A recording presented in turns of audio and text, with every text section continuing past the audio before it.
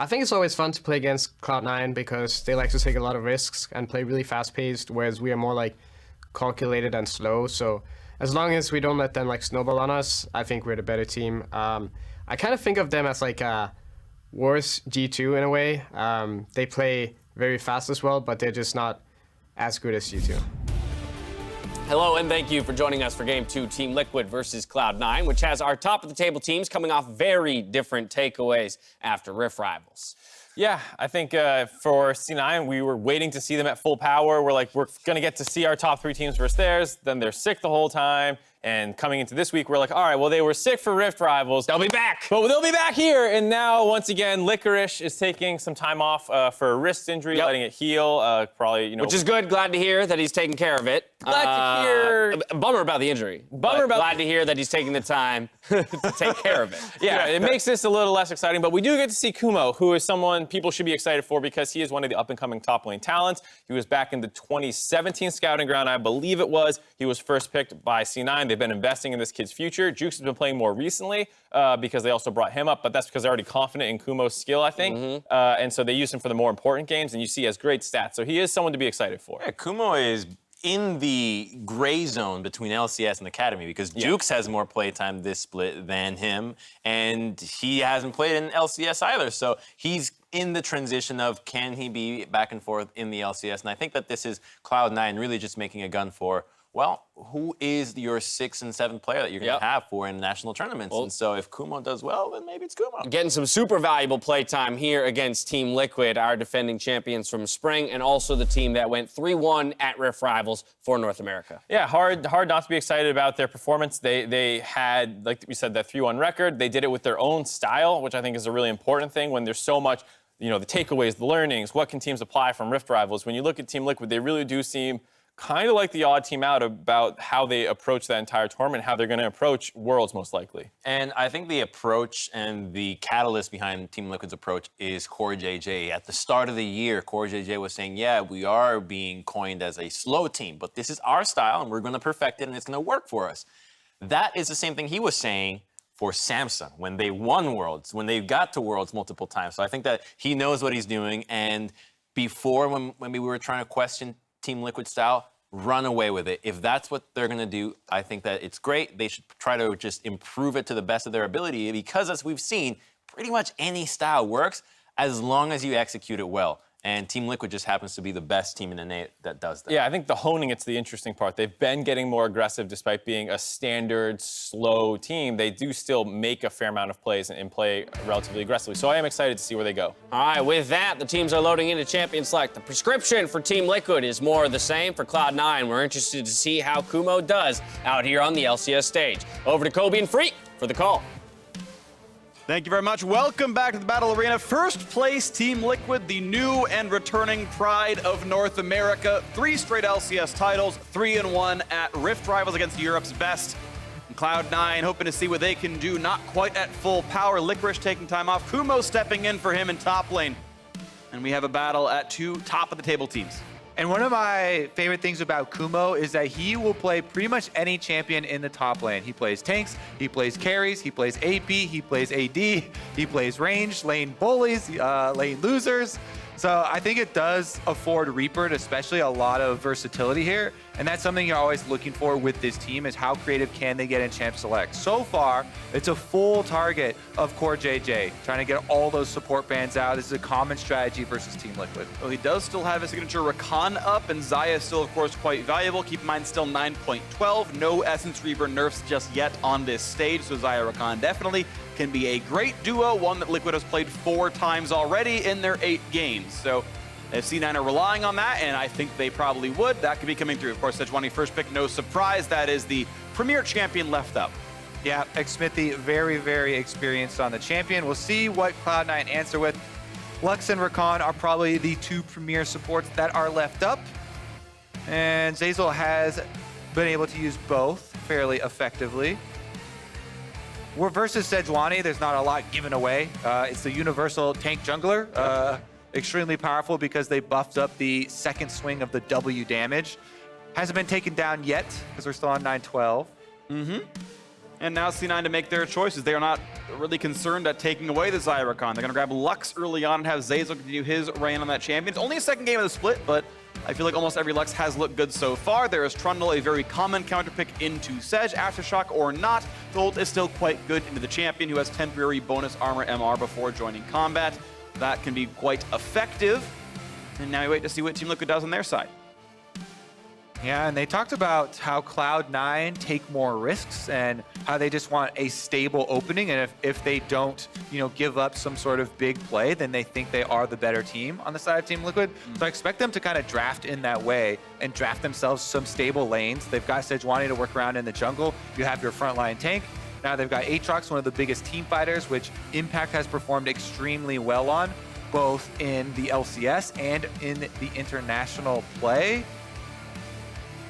Interesting that TL are actually not going to grab their prize duo Xayah Rakan. They're willing to let that slip down the ban phase and grab other champions instead. Aatrox scores very strong. Sejuani first pick, sure, of course. Always, I think, literally every team should probably do that right now in this stage of the game. But they're actually going to grab an early Corki here and put that most likely onto Jensen. That's a bit of a surprise to me. I am curious what the logic behind that is. I'm sure they have reasons. TL coming out ready to swing against their toughest competition in North America right now. All right, some AP power from the mid lane here. They do want to balance some damage types, Sure. and Corki does scale super well, as we saw in the last game. A lot of good, crits coming through, as well as the Trinity Force start definitely has a lot of power. Package duration being pushed up, or I mean the package acquisition time for your first one. I think that's actually the ARAM only change. Oh, It was somehow listed in the normal patch notes, and it's also, I think, a 913 change. But either way, Corki is good. Yes, good magic damage to deal, secondary marksman on the squad, and it's very interesting. I don't see this very often, but diametrically opposed lanes were grabbed here. Yes, we have seen Lux mid. Don't get me wrong, that's still a possibility here, but I'm expecting Sivir Lux bot lane versus both solos very obviously being grabbed for Liquid, unless Corki is flexed to Doublelift. all right. Well, it's not going to be the Zoe answer. Pretty common into Corki here. Team Liquid taking that one off the table for Nisqy. There's Stone Xayah. Yeah, definitely breaking both of the two powerful bottom lane pieces that you can still have. Team Liquid played a lot of Sona lanes at Rift Rivals. They were successful more often than not. Maybe Double Scoop back on Ezreal duty. He enjoyed that a whole lot back then as well, but final bans come out as Twisted Fate, and it's Liquid taking the read that C9 are indeed playing Lux at support, but that is a flexible champion. Yeah, and it does okay into Corki. Can definitely farm it out. Fishing for snares to hit, and especially if you can bring Trundle over with a pillar, they could set something up, but it is going to be the Jayce to try and harass the Aatrox early. I definitely think it's a super nice matchup for Jayce to try and deny Aatrox some snowballing. Aatrox's early lane has taken a couple of hits, so if they protect Kumo on the top side, Xmithie gets him some vision. If Trundle can control the Scuttle Crab, then this could be an area where the sub top laner here for Cloud9 could actually become the star of the match. This could look really nice right here. Not just Zeyzal's beard, but this matchup as Doublelift on Lucian, CoreJJ on Braum. Definitely a very strong duo lane. Doublelift loves playing aggressive lane, as what Lucian certainly is. We have seen far too many of these champions not be played to win lane, but Doublelift will try that. And up against Cloud9, their last pick is going to be Veigar. Wow, I don't think I've seen C9 play Veigar since Lemonation was on the squad back in Worlds 2015, so that's going to be exciting as the champions move around. Nisqy on the Veigar mid. Yeah, Veigar's been creeping back into it. Hako played it as support role first. Then we did get another mid lane one, and we'll Nemesis see. Played it? Yeah, we'll see how Nisqy can actually get through the early game. One of the big things for Veigar, of course, is farming up your AP first. And the ultimate is good versus all types of champions now, not just people who are stacking AP. So everyone has to worry about the big burst damage. See how they'll navigate around the cage as well. I kind of like this Cloud9 style there with Jayce on top, so Xmithie can actually focus that area of the map. Sivir and Lux will try and clear waves and stay away from the Lucian Braum, because that's definitely a classic kill lane. Lucian dashing in, trying to get the double tap to get a stun off. Yeah, Sivir Spell Shield actually not that good against Braum overall. You can block the stun, but you can restack the passive instantly afterwards and just do it all over again, which Lucian is primed to do. And Braum is good at blocking Sivir's boomerangs and whatnot. This will be an exciting game here. The two top teams in North America are doing battle right now. Liquid looked good at Rift Rivals. Cloud9, not full power then, maybe not now either, but still a good team overall. Great players on the roster, and it's going to be an absolutely exciting one. Let's get ourselves into this game as Team Liquid and Cloud9 face off to close out the first round robin.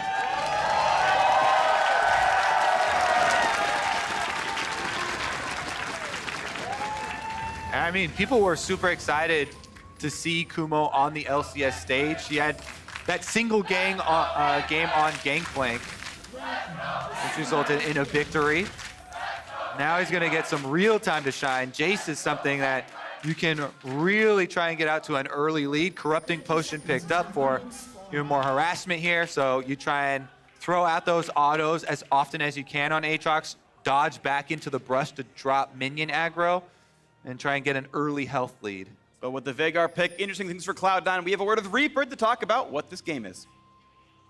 Thanks, guys. Coach, Cloud9 is coming off of a pretty disappointing Rift Rivals run, and you're going against Team Liquid. It's your first match back. So what's the team thoughts coming into today? Team feels really good right now, and we recover process from the last Rift Rival, but obviously it's really tough to play against Team Liquid right after the recovery process. But we feel good, and I hope we can play well against Team Liquid right now. With that, you also have Kumo coming as a top lane sub for FLICKR. So what can we expect to see from him? I'm not worried about Kumo at all. Ooh, not worried at all. Reaper, thank you. Best of luck to you. Back to you guys. All right, we are on to this one. I actually enjoy, we've had a lot of all chat already in this game. To give you a quick rundown for those who aren't on ProView, immediately Svenskeren says, oh, now you want a Veigar on your team. Fair enough. Kumo getting the early harassment as Impact heads back to lane as well. See if he can also pick up all the last hits, gets all three, and harasses while doing it. 1 CS for the Aatrox, unlucky. Impact already falling behind to an NA Jayce. Can you imagine?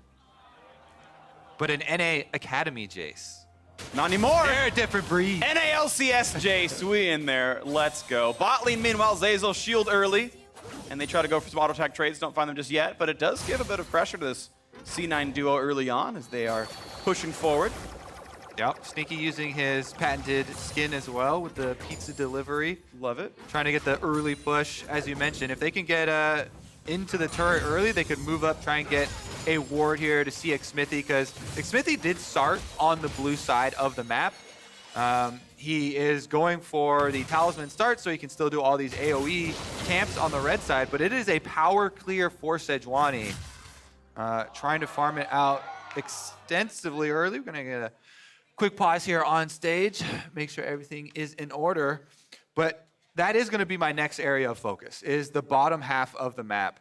And it looks like Zeyzal did use that time after pushing the minion wave to move up and get a ward into the tribe rush. So if Xmithie does finish up the full clear, he's going to have to find a Q over the back of the Dragon Pit or something, or go through the lane. You can actually lane gank with Lucian Braum pretty effectively because, as you talked about, you can stack up those stuns and try and force that engage. And neither one can blink, so you can run down the Lux, no problem either. I did see that Nisqy is the one who paused. Don't know if that was because of it's his issue or not, but he was the one who typed in the command. We'll wait to hear what this is all about overall, but going to be an interesting game. One thing is, you're talking about the bottom lane, actually. Something I've heard recently from players is, I know everyone likes to meme about Sneaky in lane, that his laning phase is not very good. But what I've heard is actually his laning phase has gotten a lot better. He's actually a very good laner. It's actually Zeyzal who is, his skill set is not so much in laning, but his overall mid-game shot calling. And so C9's generally slightly weak laning phase is actually not on Sneaky anymore. Ah, typical 80 carry freak here. Yeah, blame the support. That's me. I'm just saying, just putting one out for my homie Sneaky that he's not the problem. Fair enough. Not that Zeyzal really is either. I think C9's great overall as a team. Yeah, I think a lot of people are going to be super interested in the mid lane matchup as well. I know last time we saw Veigar, Froggen was tweeting out, yeah, I'd love to have my team carry me for 20 minutes too and play Veigar. of the opinion that he's not going to be able to get any early action. And yes, you really do need to stack up the AP to have that big threat. But I always love the players that can really utilize the cage well, because it's such a big CC. And you either need to have the skill indicator on it, because the center is the center of the cage where you cast it, but you need to be able to cast it with the edges touching people. So either have the skill indicator on, or just put enough games in on the champion that you get the feel for the exact range, and you can really see that on stage take effect. When these guys are popping up the high intensity moments with Veigar cages to actually land right on people without having them to walk into it. Absolutely, that's going to be a big thing. That's why I always have a smart cast and a manual cast keybind that I just pop that out if needed and don't have to change between games. As I was talking about Spice from All Chat, I think my all-time favorite one so far is Jensen goes, so Licorice got benched. I guess we've come full circle now, which I really enjoyed. Throwback to 2018 Cloud9 or spring when the whole roster got moved around. You could do the whole story where Licorice was the one coming up, from Academy. So everybody taking some motivation time, I guess. Xmithie was on the roster, and Zeyzal came in, and then they traded Xmithie away to Echo Fox, I believe, and it went on from there, and now Xmithie's on TSM, and Zeyzal still starts for Cloud9, and sneaking the rest of the crew are back. Meanwhile, Jensen has swapped teams over to the opponents now. The guy on stage here, right on camera, is Nisqy, trying to play against Jensen, who he has replaced for Cloud9. A lot of people were super worried. How are Cloud9 possibly going to replace Jensen? Who was definitely an all-star for them in the mid lane, huge performer at the international tournaments especially. But I really think that Nisqy, even though he didn't have the star power when he came in, has delivered a lot of the things that this Cloud9 team needed. He's a very versatile player, and he's showing it once again here on stage with the Veigar. Yeah, one of the things early on in his career on C9 is Reaper talking about trying to make him a more selfish player, to have him more of a player who asks for ganks, kind of filling the shoes of Jensen in a more specific way, the types of things that he would do to play more aggressively. I actually thought Nisqy's Rift Rivals was pretty solid. I thought I think it was the Yasuo game, looked really good. I think he got a solo kill on Capture someone, which is really impressive as well. So I think he has been getting a lot better, and I am very sort of stoked to keep seeing Nisqy play. Yeah, people were even making the 1v9 jokes because everybody else on the team was really struggling, and some of the games they were losing, Nisqy fighting his heart out. Looks like they might have solved some of the issues. He at least looks happier, so that's good. That's definitely a good thing. In good spirits here for the Cloud9 side. Thumbs up. Getting some readies in chat. That's good. It's always a lowercase r than some. I think Nisqy's always one who does it, types R, then in parentheses Eddie. Because I remember doing that last week as well, and I was like, why does this guy keep doing this? Regardless, though, I'd heard that he was getting FPS issues. Looked like they restarted the game client, and everyone is typing R, and game resumes in 3, 2, and 1. And Summoner's Rift will soon replace Svenskeren's face, and there we are. All right, let's see some more Svenskeren's face then, maybe on one of these jungle cameras. It'll be next after the. There it is. There's Svenskeren. He's heading down the bottom side, and he's looking for a scuttle contest here. As we mentioned, the Kumo. He called it like 8 minutes ago. And they see each other. Xmithie tries to clear a ward and has to now run away from Svenskeren.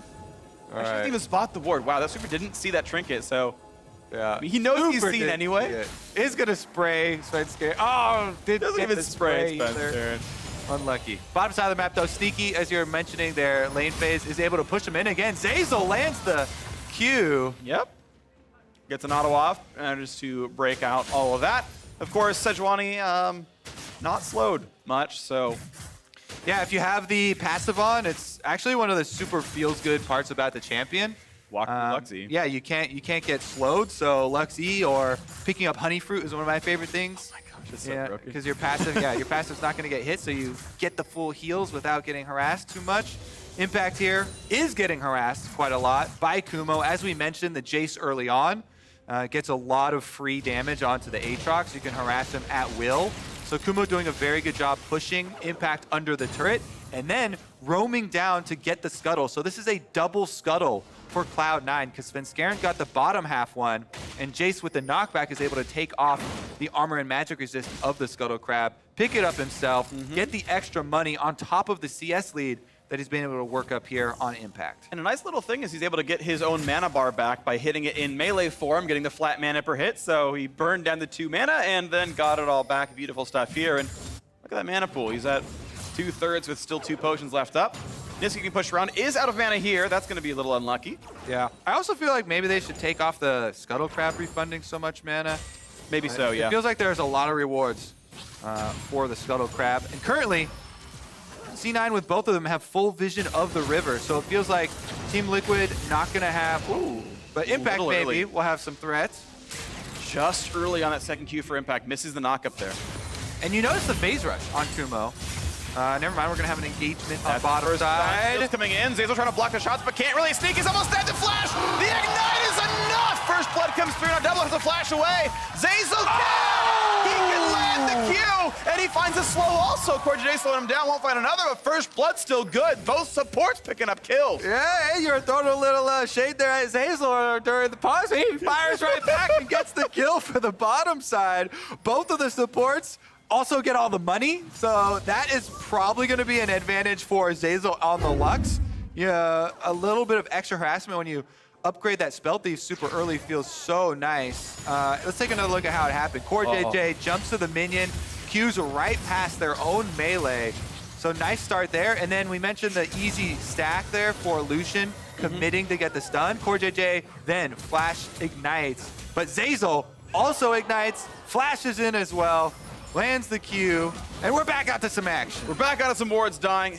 Yeah, a couple of very small mechanical things didn't quite go C9's way. Slightly late spell shield for Sneaky and Zeyzal not landing the second half of W. Both of those would have been enough to keep him alive. But regardless, a trade of kills 1 for 1, and okay, that's a pretty nice pillar. A little bit of damage for the Xmithie, out he goes. Because it was traded over, gold's still very even too. Take a look at Jensen here. Inside the cage, so didn't quite get the edge on that one, but still a lot of harassment from Nisqy. Just autoing him as Veigar. It's like, hey, you don't have cooldowns. I'll just throw little crappy orbs at you. And hey! What? Veigar on deck is one of the worst things in the game. Powerfully magic-infused orbs. Okay. Worth 61 damage for armor. And then the stun comes in, the ignite into the ult! Those are crappy infused orbs, but the ignite might not do enough damage. Jensen able to walk away, but with no TP, is gonna have to walk the long way back. Yeah, pretty close. That Spellbook Veigar definitely packs a punch. Level 6 plus the ignite coming through, but not been able to take down Jensen. And he'll be able to walk back to lane. Definitely gonna be a CS advantage holding over for Nisqy though in the Veigar matchup. That's going to be super nice for them. Take it off. Oh, the cannon! Take it off. Okay, got the cannon. Now get the rest of them. They're all yours, Xmithie. You deserve this farm as the jungler. That's pretty hard with the Sejuani with the Cinder Hulk as well. The early burn from the bombies is going to be... yeah. Plus, I feel like mid laners are always going to yell at me and like spam pings just because you're killing them a little bit earlier so that... You're not at speed. Exactly, the experience, they're not going to be in range as quickly. Yep. Whereas I'm like, come on, there's money on the ground. Let me pick it up. Cannon was always going to die. I think that one's always safe to grab. But you're right, the other minions died a little bit faster. And Jensen really only got like 2 CS from that whole push. All right. Back in the jungle. Svenskeren gets rid of a little Ghost Poro. Now hatches a ward himself, but Impact is waiting in the corner. Yeah, I'm still getting used to the new Ghost Poros where they don't have to be in the brush, you know? It's just from the, your ward's expiring. And it's just like a, oh yes, I didn't know you had vision here the entire time too, I guess. Yep. Meanwhile, bottom side is going to be some river control on the side of Team Liquid because they saw Svenskeren with that Ghost Poro, so whenever you have vision of the enemy jungler, you want to make a powerful play. Bottom side's pushing, so Xmithie can move in, take this blue buff. This is all because of that ward, that Ghost Poro, that both saw him on the Krugs. Will he get caught though? Q, there's a stun, there's the cage. They're gonna have a lot of damage. Nisqy on the board against Xmithie. The zap comes in. A double kill for Veigar. And Nisqy looks for another cage. He's got a few seconds to go till that comes up, but he's running fast. Doublelift. Can he get away from this one? Soon they have the stun. He finds the first bit. The light binding, the damage output, the pizzas, everything they can. Doublelift burning, but he will stay alive. Oh my goodness, they saw him on the top side, but they didn't finish their job quick enough, Freak. Hands caught in the cookie jar here as Xmithie still on the blue buff while Svenskeren walked all the way down and Cloud9 closed the trap on blue buff, pick up the extra kills here. and 2 of them going to Veigar.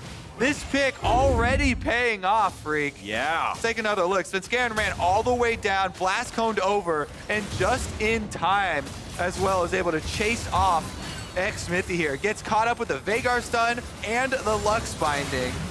Able to annihilate him, and then ult came back up for Nisqy, ready to take down the support for kill number 2.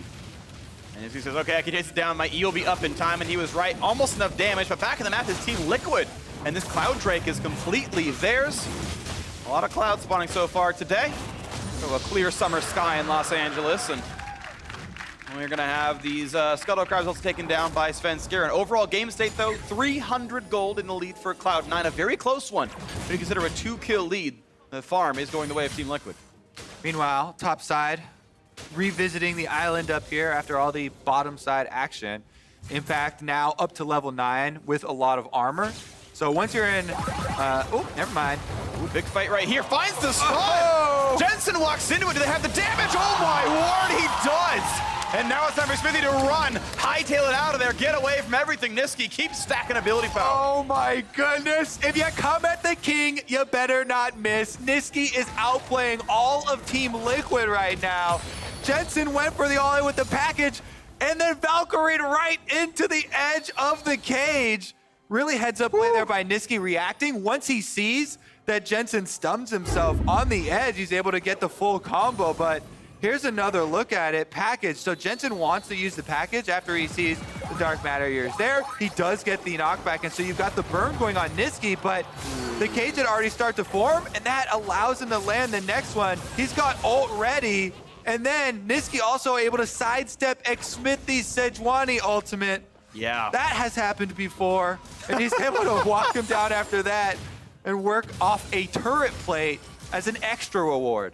All right, taking stock of the rest of the map right now. 4-1 in kills, still only 300 gold apart. The bottom lane right now for Team Liquid actually looking very good. Doublelift up 400 gold himself just from farm.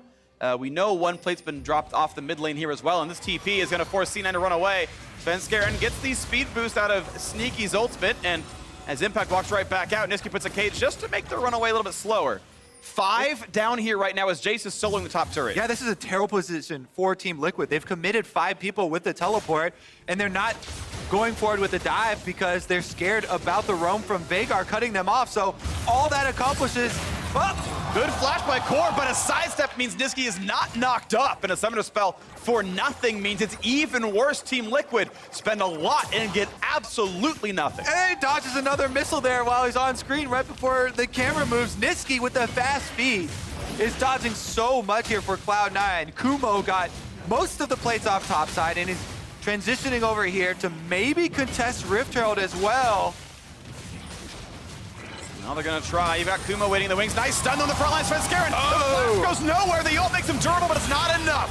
Kill pickup there for Team Liquid. Xmithie a bit low, but there's no follow-up. He'll stay alive. And this Herald's getting lower and lower. No spike to fight against. This is gonna be completely TLs as long as, oh, Kumo picks Xmithie. Veigar can do no wrong. Nisqy gets another kill. He's on a rampage, and the chase. Kumo steps up huge. Oh, Kumo is popping off here on the LCS stage, Freak. In spring, everyone was excited to see him try his hand. He has utilized the Jayce extremely well on the top side. Roams down, sniper shot gets the kills, and Nisqy is 4-0 on Veigar now, level 11. There's nothing you can do to avoid the burst damage anymore. Proto Belt is back up for him. And that's plates 4 dropped off the mid lane turret. A lot of gold gain, and suddenly a 3,000 gold lead. Cloud9 massively ahead now in the early game. Well, now we know why Reaper said he's not worried about Kumo. Yeah. And left it at that. Team Liquid should be worried about Kumo, if anything. This is a very good performance across the board here for C9. All right, let's take another look at this one. Really nice stun this time by Xmithie. He lands a long one onto Svenskeren. Svenskeren then flashing into the wall there because he had very little time. Try to get the panic one off, doesn't make it. So Team Liquid stay on this because Impact got the reset on Aatrox, but it times out here. Kumo just snipes Xmithie right there in the front and then jumps on Doublelift. They did not respect the Jayce on the top side. I think that was definitely an error from Team Liquid. Seemed like some discord within their calls. Like they were completely split there. They just left the low health Sejuani right in front of Kumo. Yeah. And that was actually a pretty easy shock blast to land. Yep. QE from Basically 300 range. half distance. So actually pretty easy to land that one. And then he just jumps right on Doublelift, the AD carry next to him. So.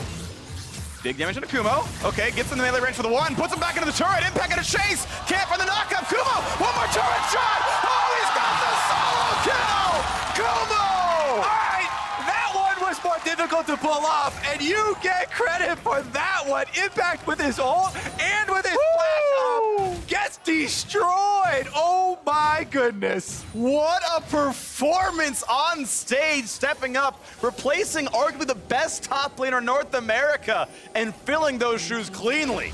Oh my goodness. First turret, solo kills Impact, saves Rift Herald.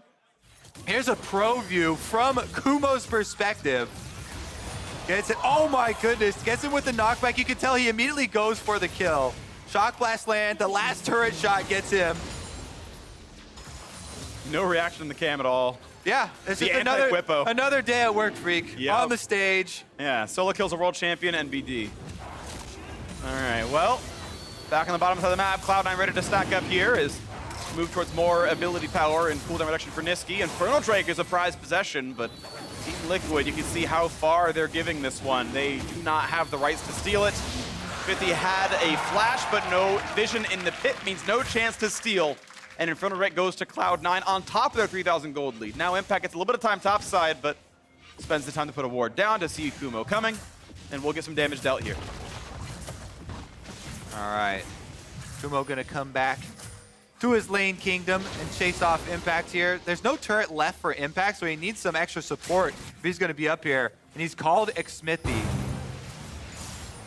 Good package, or Valkyrie that time by Jensen, gets out in time.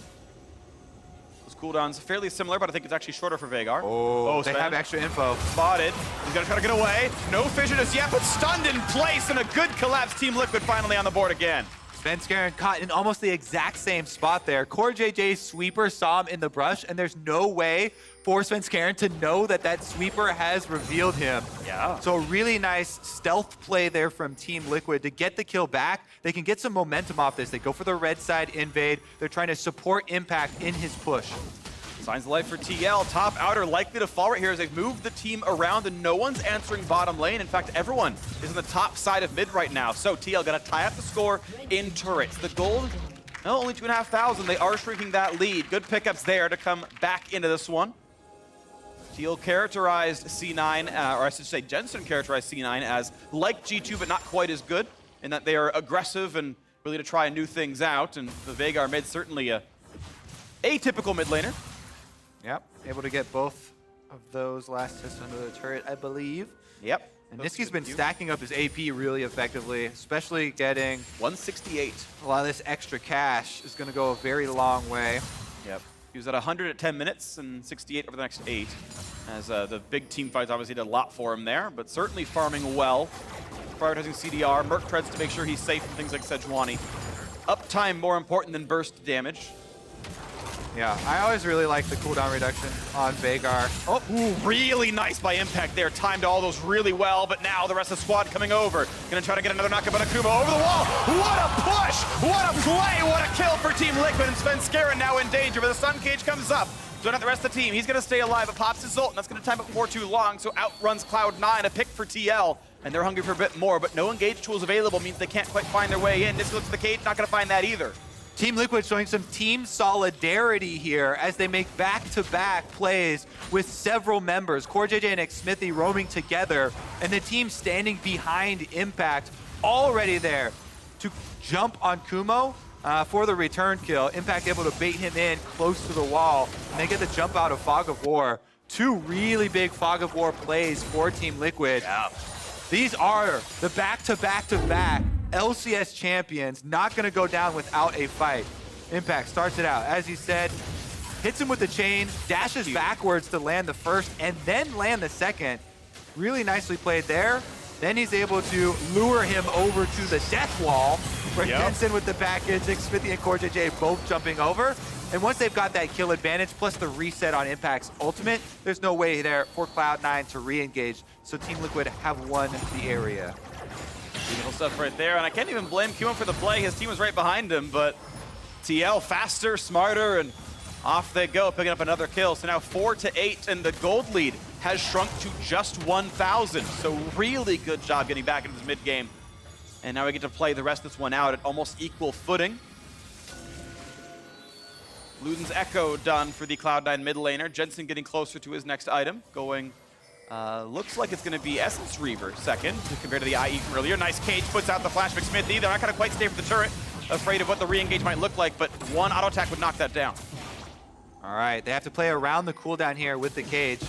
Are they going to move up with it? You can just put it down. What about cage? That could have been really good. The pillar almost set it up too. Okay, mid-outer is gone. 2-1 in turret, 1,700 gold difference. No one really on the side lanes. It looks like Aatrox from Impact going to claim a wave in the top lane, but answered by Kumo. Nisqy right now, by the way, 45% capped out with the CDR with the blue buff being worn. So the cage spam provides them so much utility in these team fights. It's really difficult for Team Liquid to find their way in. Another fight in the bottom lane, though. Impact not able to find the knockups. Gets that one, though. Good damage and good juke away from the shock blast. Would have dropped him very, very low. So out goes Kumo as Xmithie comes back over and kills a ward. Yep. Kumo now going to expect multiple Team Liquid members each time Impact does go super aggressively like that.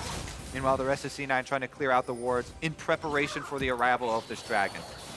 Yo, Ocean Drake is definitely nice for these resource-heavy champions. Nisqy can farm forever. Sneaky burns through a lot of mana. S3 doesn't always completely cover that one. That'll actually feel really good in this game state. And that was earned by all their mid control and even bot to a certain extent as Impact was pushed pretty low and Kumo healthier, can feel more comfortable there. Impact no ult is going to be a pretty big deal, of course, as well. All right, Doublelift pushing up on the top side, trying to get the wave in place for Team Liquid as they move over to the Baron area. Svenskeren leaving around some defensive control wards here for them, but they don't have any inside the pit. Going really dark right now as they don't have vision on any of the Team Liquid members except for Impact bottom side, who does have teleport. Nice ward, though, from Kumo. Yeah, that could have been sussed out because they would have seen Kumo put a ward down or at least come to the near spot right there. Big root, though, on is good damage. Look at CoreJJ jumps back to his team. The flash! Nisqy puts up the barrier, and there is no way out. The baby cage sends him home. Svenskeren grabs the kill. All right, is that going to be enough to force something here around the Baron? They can try and bait it a bit. Svenskeren doesn't have armor, though, on Trundle, and so the Baron would do significant damage. Yeah. Looks like they're just going to rely on their control wards. Nice pillar. Svenskeren's going to feel safe. Zeyzal coming around. Has an early Mikhail's Crucible on the Lux, so can remove someone from the Sejuani ultimate. Gonna have to keep that one in mind as no one else has to go QSS right now. Merc treads across a lot of these champions, but Mikhail's versus Sejuani going to be big. It's the only real important cooldown you've got here. Easy walk away for Xmithie. Cloud Drake at work in some cases. Corki pushing the bottom lane. TL kind of trading off who's going to be down there. This time around it's Jensen. Answered by Kumo yet again. Easy pick up there. Xmithie grabs that one. Ghost pop by Nisqy. Going in for Impact, forcing the flash out, but he's going for round 2. Over the wall they can go. Looking for damage though on an Impact. A lot of burst damage. The root is there, and they're going to knock down the Aatrox. Good setup by Zeyzal and Nisqy to make it happen. Yeah, the spellbook on Veigar has paid off so heavily here for Nisqy, the Ghost this time. Forcing flash, forcing ult, and getting the kill when Zeyzal lands the skill shot. The important snare there is landed in the end after everything was blown, and he gets another huge root. Oh, wow, Xmithie barely gets just over the wall. Merc treads at work. Yeah, Merc treads very, very valuable here versus a Veigar and Lux team. Legend Tenacity helping as well. Precision secondary mandatory against his team composition. But the poke continues, and this mid wave is going to drop. Kumo gets the bot lane outer. Meanwhile, Doublelift pushing the top lane, so there is still farm trading back for TL. Don't know if he can stay for too much longer, but right now, C9 actually in vision. They are not moving, so Doublelift knows he's actually safe to keep going. And Veigar able to put down the cage again as they siege. No way out for CoreJJ, but not a lot of dangerous cooldowns to push him down, so it's not really going to matter. As bot lane still taking fire, mid lane taking fire, Doublelift still attacking the top lane as well. Remember, Cloud9 do have an Ocean Drake, so in the extended siege, they can still regenerate up, but Doublelift, unrelenting on the top half of the map, gets another turret for Team Liquid. Okay, that's going to be 2 to 3 in turret. C9 nearly knocks down bot lane tier 2, nearly knocks down mid lane as well in a slow. Now Doublelift, this time with a pillar. This could be enough of a 2v1. Sven pops the ult for the health. Here comes the play. The slow's coming across, but TL over the wall. They found their way in. Look at the re-engage now. CoreJJ, knock up, not going to land thanks to spell shield from Nisqy. The 5 of them already all together. Out they go, keeping the member alive. Doublelift able to get out from his mission on top side. Kumo recommitting to try and get that tower on bottom though and answer it. Currently, all of the wards around Baron have been pretty split. It looks like within the actual pit, they don't have vision, but leading up to it. Oh, TP. Both of them, okay. Doublelift is the one who's showing up. That's going to be an interesting 1v1. Where's the rest of his squad? He's going to go for the flay. Does not have the Rune King for the slow though, but a nice culling. Finds a lot of damage, but Kumo going to run away with the acceleration gate. Just some damage dealt, out they go. Yeah, teaching him a lesson there. Yeah, I have more guns than you. But the goal was accomplished, right? Kumo was able to take down the secondary turret on bottom side, so the pathway is open for the split push. Mid tier 2 fell just to minions down there. The bot lane, of course, we just saw Kumo grab it. We'll see where they want to go next. 30 seconds, the Ocean Drake. Baron's been alive for a while. Top laners probably still stay at that bottom side, and indeed they do. TP, though, not up for impact. Kumo has his. That's Impact's flanking with the team, though. This could be 5v4. okay, look at the play. Haste towards Jensen, not gonna catch him with the cage. Impact still in fog control to make sure he's safe. He is. Team Liquid waiting out the duration of the ultimate. They found Impact, though. And he's rooted right away, and they got a lot of damage. Can he find any kind of answer? That is a no. Was surrounded waiting in the brush. Yeah, Team Liquid had laid a trap, but Impact was the only one still in trap mode. everyone else had retreated. And then the trap without the Keep going, Kobe. bangs on it. Without the bait. It was just the bear trap, It's just bait. and it just rusted.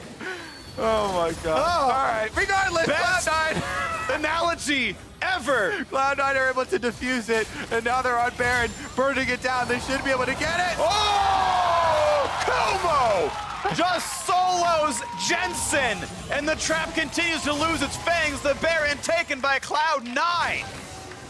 All right, now it's a Baroned up Cloud9 coming for the siege. They've got the Ocean Drake.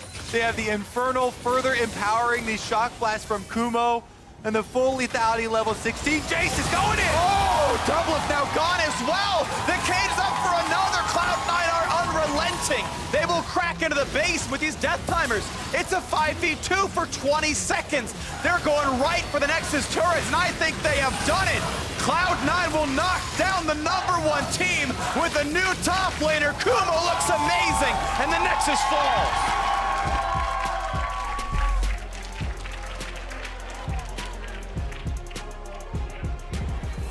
Nisqy making that Veigar mid look pretty good. Early on in the game, dodging so many skill shots. That is important regardless of the champion that you are on, but he also was able to create so many plays for the team, utilizing Veigar's utility. The big AoE stun with the cage, super effective for this team. A lot of value out of the spellbook as well.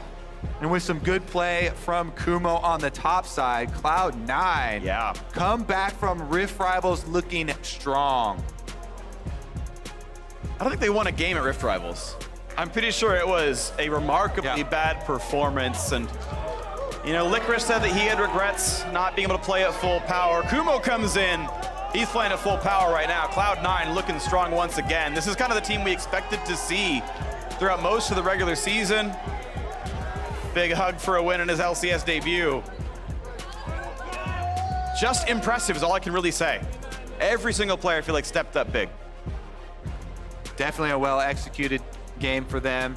Finding the multiple Team Liquid plays in action. Team Liquid had a couple good strike backs there on some Fog of War plays to get some kills back for themselves and put a little bit of pressure back on C9. But the last one, where they're completely split, the 4 members of the trap separated from the bait of the trap, from Impact, and then Impact's all alone, and they finally find him in the corner, nowhere to go. Yep. That being the game ender was just the most comical ending to this game that I could imagine. It completely fell apart, but Team Liquid did try. Cloud9 by far, though, the better team today. Let's send it down to Avli, who's ready for an interview with the triumphant mid laner. Thanks, guys. Nisqy, congratulations on the win. Tell me about that Veigar pick, man. Was that your secret weapon, or is that just a Corki counter? It's kind of my secret weapon. I mean, I was just playing it in solo queue. It was fun, and it looked good as well. So I was like, why not, you know? And then, yeah, we practiced a bit, and I mean, it seems good, so. I mean, it looks really good, and you took down Team Liquid, a very tough opponent, right after the Rough Rift Rivals. So what was it like taking them down for you? I don't know, to be honest, because I feel like they were playing, I won't say like great. I don't know if they had like a bad day or something, but I feel like they were just kind of surprised by like Veigar, for example. And they didn't know what to do. And like they TP'd bot, they tried to dive, it didn't work. And then they tried to rift, it didn't work as well, I don't know. I feel like every play they were making was just bad. And we just capitalized on it, and we just won the game by that. What was going through your head when you actually stole Rift Herald from them? I mean, Svenskeren was screaming that Sej was dead, and I was like, all right, I mean, I've still pro the belt, right? So I just pro the belted in, and we just got rift, yeah. And you said Team Liquid was surprised by the Veigar, but something that we were all surprised by was Kumo in the top lane. Tell me about him, because, you know, Academy World Champion top laner, but coming in, we were excited to see what he could bring. Yeah, I mean, I think Kumo is really good when he's on his champion that he likes. And I feel like, for example, today he played against Impact, and he did like an insane job, even though Impact is like probably like one of the best top laners here in NA. So yeah, I think Kumo is really good, and yeah, I'm happy that he performed well today. And last week, a little bit of the sad thing, Rift Rivals was very tough for Cloud9, but it gave you an opportunity to play against some of the top international talent and a lot of those EU mid laners. So what did you really learn from that entire experience? I mean, personally, I learned that I had to play more champions, even though they were not really like meta. For example, they were playing a lot of Twisted Fate and like Corki and stuff. And I wasn't really playing like other champions rather than meta champions before. Right now, I'm just trying to just have more champions that people don't really play against usually. So yeah, I mean, Rift Rivals was kind of sad, but also I think it made us better for sure. I mean, again, you brought out the Veigar today, and that really worked for you. But Nisqy, thank you and congratulations again. And for more on the game, let's hear from the State Farm Analyst Desk.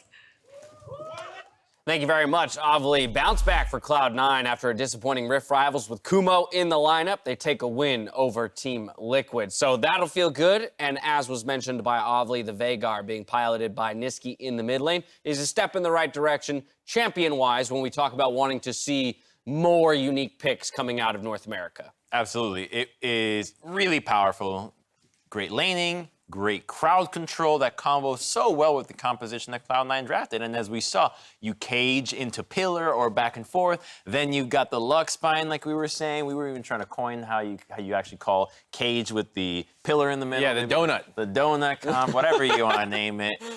It's any flavor for you. Yeah, and it's after, you know, it's the last pick, so you see this pretty short range comp out of TL, more early game focus. So if you can find these picks with Lux Binding and Cage, you have really great long range assassination on a lot of them, as well as the Jayce even comboing in there. So I think C9's comp was a beautiful reaction to what TL drafted. And while, as Nisqy pointed out, some of the plays from Team Liquid may have been questionable, the early game amounted to a highlight reel for the entirety of Cloud9.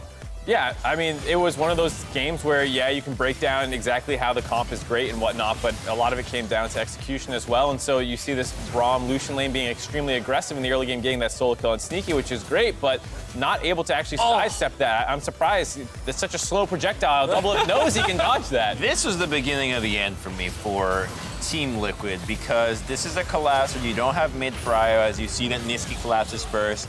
And then you got a bottom lane that's shoved in that has first collapse. And then the same thing happens here. You got 3 people. It's really basically a 5-on-3 because you got the Rift Herald. And while you do take away the jungler, everybody else is poked out, which is exactly the position you want to be in as Cloud9. I mean, Team Liquid's macro was not good this game, just flat out. A lot of weird plays.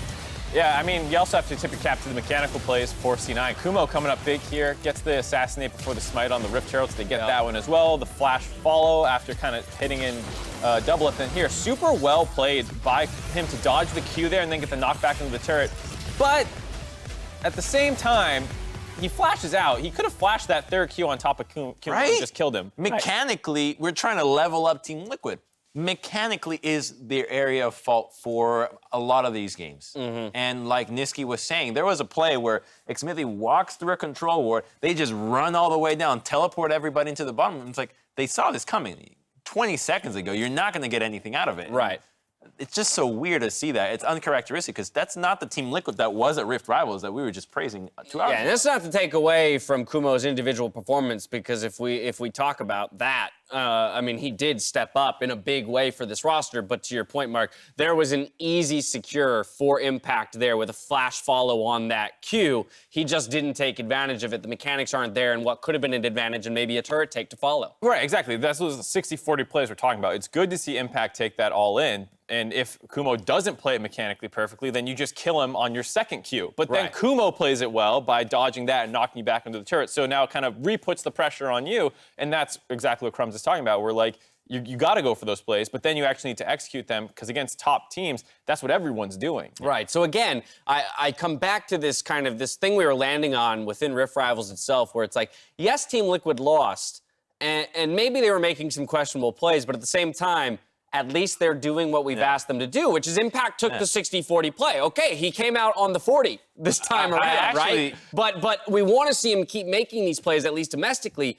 because then, hey, by the time you go back up against G2 at Worlds, you end up on the 60% side of that play. I also think what Mark just said really gave me a good idea, because it's so true. It's like, if you make the right mechanical play and the opponent is at your level, he then has to make the play. So you got to be a third level of mechanics. And Nisqy was doing that every time, right? Nisqy was sick. Nisqy dodged so many skill shots that Team Liquid was thinking, oh, he's not going to dodge them. Well, you got to at least account for him to dodge it. And then what's the follow-up? And that's how you go into the next level mind game of League of Legends. And I think it's super important, too, just to compare this game from the previous one, like how fast-paced this was, how much was about like this insane level of mechanics where one person plays it correctly and one person plays it pretty well, but not perfectly. So this is what we want to see out of when our top teams battle. Back and forth, trading kills, high action game, and I think a lot of the rest of the league needs to catch up to this level. Right, both teams taking their opportunities to be aggressive and force plays. I mean, I can even think of the chase on Aatrox down into the Dragon Pit midway through the game, but it was, hey, a blown Veigar flash along with a Sivir ultimate just to secure one kill, but give you that advantage, that man advantage on the map for the next 40 seconds to make something happen. We got a quick break coming up, but on the other side, 100 Thieves hope to maintain a win streak as they go against TSM. Crumbs predicted it. Did you? Don't go anywhere.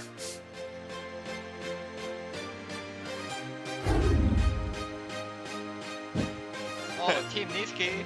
Yeah, we gotta win, but we cannot lose. Team Nisqy?